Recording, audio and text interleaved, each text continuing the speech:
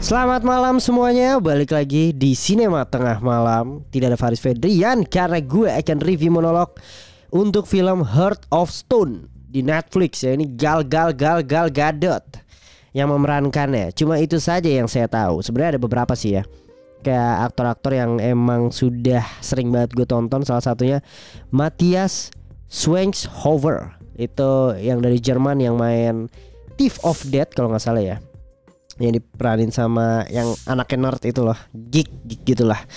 Nah, kali ini dia memerankan di sini juga sebagai yang nerd juga, tim IT-nya, tapi peran utamanya adalah Gal Gadot. Ini adalah film action, lagi-lagi Netflix mengeluarkan film action yang apa ya?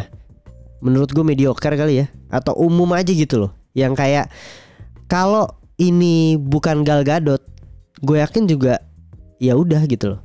Karena ini Gal Gadot, orang nonton aja gitu. Dan akhirnya efeknya juga ketika pas ditonton, filmnya juga ya udah aja gitu loh. Gue nggak bilang jelek, gue nggak bilang bagus banget ya gitu ya. Cuma apa ya? Cuma lu ngejual nama Gal Gadot aja, dan itu sebenarnya tidak salah ya. Tapi ya gue expectnya film-film actionnya gitu ya, ada sesuatu yang spesial atau tampilan baru. Tapi ternyata tidak juga gitu. Gue merasa ini adalah film action yang ya udah aja gitu loh, Gal Gadot aja. Gue nonton ini cuma karena Gal Gadot. Dari ceritanya yang sederhana atau pada umumnya gitu, karakter-karakternya juga yang biasa, nggak ada yang sampai mengenang gitu. Dialog-dialognya yang kayaknya gue nggak perlu baca, gue cuma perlu nonton actionnya aja udah cukup juga bisa gitu.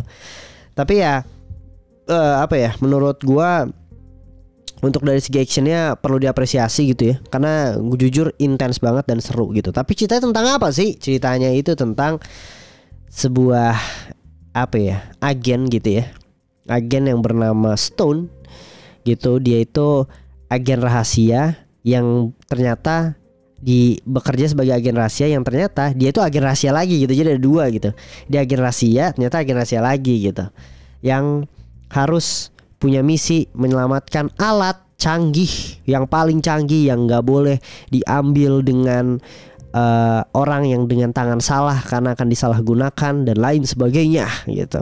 Mirip premisnya seperti Mission Impossible gitu ya. Mirip juga dengan Fast and Furious yang ke-7 kalau nggak salah.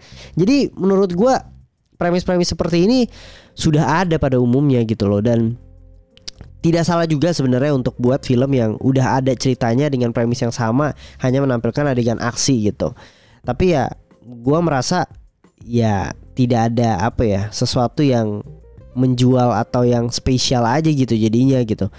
Mungkin kalau di Mission Impossible kita kan melihat Tom Cruise dengan adegan gilanya gitu, stuntman yang luar biasa gitu, dan selalu impossible gitu loh. Cuma kali ini kan ibaratnya apa ya, IP baru gitu ya. Ketika kalau ini mau dijadiin sebuah sequel, kayaknya akan ada sih menurut gue sequel ya, karena udah kelihatan tuh di akhirnya. Ya udah gitu, biasa aja, nggak ada yang spesial gitu loh.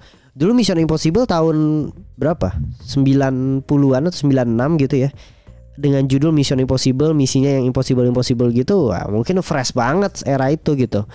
Dan sekarang tinggal ngalirin aja gitu. Dan untuk film actionnya sekarang ketika mau buat hal seperti itu lagi dengan tidak ada spesialisasi, jadi menurut gue cukup bosen gue nontonnya.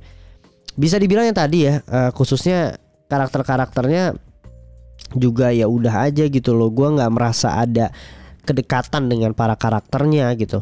Gue hanya tahu ya oke, agen Stone jago berantem, dia pintar, dia serba bisa, oke. Terus apa gitu loh. Ya udah, dia agen yang jago pada umumnya, dan yang meranin Gal Gadot gitu. Jadi kayak ya udah gitu aja, nggak kemana-mana gitu. Terus juga teman-temannya juga, wow, gue kaget juga. Gue pikir bakal menjadi tim yang luar biasa gitu, tapi ternyata ada plot twist di tengah juga gitu. Dan apa ya, mungkin tadi karakter yang gue bilang orang Jerman tadi, Matthias itu kalau nggak salah, dia menarik sih. Gue suka sama karakternya dia, yang cara dia meraninnya, cara dia ngebawa karakternya gitu. Gue suka aja sih. Walaupun sebenarnya yang dia berperan sebagai dirinya dia ketika di Thief of Death ya, lupa gue filmnya, yang Zack Snyder itu yang zombie gitu. Tapi dia film terpisah yang gitu. Ya udah memerankan seperti itu aja gitu. Emang gue suka sama aktornya gitu. Terus yang lain-lainnya model-model kayak pemimpinnya dan lain sebagainya gitu. Ya udah aja sih. Gue juga bingung jadinya tuh untuk mereviewnya tuh kayak karena semuanya itu serba biasa gitu menurut gue. Tapi kalau dibilang actionnya yang tadi gue bilang, ya memang intens, gue suka gitu. Dalam penempatan, oke ini actionnya der, wah dia naik parasut, terbang ngendarain motor, berantem, bar gitu ya. Dengan kecanggihan teknologinya sedikit, abis itu drama dikit, dimulai build, action lagi, terbang-terbangan, wah kayak gitu seru sih sebenarnya pas actionnya. Jadi pas actionnya memang gue nonton itu fokus gitu, gue wah seru banget gitu. Tapi ketika udah masuk ke dialognya, ya gue bisa main HP lagi gitu loh. Kayak gue merasa dialognya tuh ya udah aja gitu, kayak tidak ada yang film tuh, tau gak sih lu kalau lu skip dialog terus lu tidak mengerti ceritanya gitu loh. Itu kan ada ya gitu yang membuat lu harus fokus sama dialognya. Tapi di sini kayak lu nonton actionnya aja juga bisa sebenarnya gitu. Ya tapi gue gak bilang ini jelek ya, balik lagi ya, gue tetap bilang untuk lu yang suka action, yang memang lu pengen enjoy sama action tanpa mementingkan cerita atau plot yang kayak gimana, mungkin Heart of Stone itu bisa jadi salah satunya gitu. Apalagi buat lu yang tahu Gal Gadot ya gitu. Ya mungkin kayak apa ya, kayak Wonder Woman ketika belum menjadi Wonder Woman aja. Wonder Woman tidak punya power ini. Dia cuma jago berantem gitu, cuma bedanya tidak bisa berubah, bisa terbang dan lain sebagainya gitu. Ya udah aja gitu. Dan tapi menurut gua tetap oke lah untuk ditonton, karena nilai gue juga di sini 6/10 gitu ya. Gua nggak bilang ini jelek banget, tetap menjadi rekomendasi buat kalian pencinta action. Nah, paling itu ya review dari gue. Apalagi yang mau gue bahas, karakter udah, plot juga udah gitu ya. Kalau komedi memang tidak ada komedi, ini serius banget. Mungkin itu tadi kali ya, akan ada sequel, dan sequelnya udah ketebak banget siapa aja yang akan join. Apalagi aduh ceritanya di ending tuh ya, lu pengen ada plot twist yang luar biasa mungkin, tapi ternyata ya udah aja juga, balik lagi.